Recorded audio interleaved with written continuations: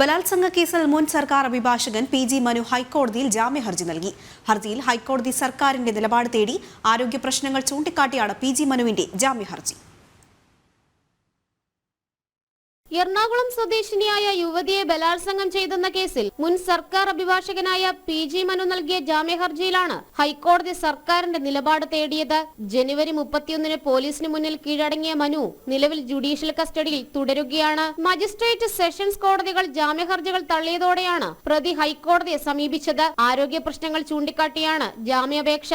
ചോദ്യം ചെയ്യലുമായും അന്വേഷണവുമായും സഹകരിച്ചിരുന്നു. അന്വേഷണം പൂർത്തിയാകാറായ സാഹചര്യത്തിൽ ഇനിയും ജുഡീഷ്യൽ കസ്റ്റഡിയിൽ തുടരേണ്ടതില്ല. ഏതുപാധികളും അനുസരിക്കാമെന്നും പി.ജി. മനു ജാമ്യാപേക്ഷയിൽ പറയുന്നുണ്ട്. ജാമ്യഹർജി ഹൈക്കോടതി അടുത്തയാഴ്ച വീണ്ടും പരിഗണിക്കും. മനുവിന്റെ മുൻകൂർ ജാമ്യാപേക്ഷ നേരത്തെ സുപ്രീം കോടതിയും ഹൈക്കോടതിയും തള്ളിയിരുന്നു. തുടർന്നായിരുന്നു കീഴടങ്ങൽ. പോലീസ് ലുക്കൌട്ട് നോട്ടീസും ഇറക്കിയിരുന്നു. മനുവിനെതിരായ കേസ് ഗൗരവമുള്ളതാണെന്ന് ഹൈക്കോടതി നേരത്തെ നിരീക്ഷിച്ചിരുന്നു. കേസിന്റെ കാര്യങ്ങൾ സംസാരിക്കുവാനായി കടവന്ത്രയിലെ വക്കീൽ ഓഫീസിലേക്ക് വിളിച്ചു വരുത്തി ബലാത്സംഗം ചെയ്തുവെന്ന എറണാകുളം സ്വദേശിനിയുടെ പരാതിയിലാണ് മനുവിനെതിരെ പോലീസ് കേസെടുത്തത്. ദൃശ്യങ്ങൾ ഫോണിൽ പകർത്തിയെന്നും ആരോപണം ഉണ്ടായിരുന്നു. പരാതിയിൽ ചോറ്റാനിക്കര പോലീസ് കേസെടുത്തതിന് പിന്നാലെയായിരുന്നു സർക്കാർ അഭിഭാഷക സ്ഥാനത്തു നിന്നും പി.ജി. മനുവിനെ നീക്കം ചെയ്തത്. ജനം, കൊച്ചി.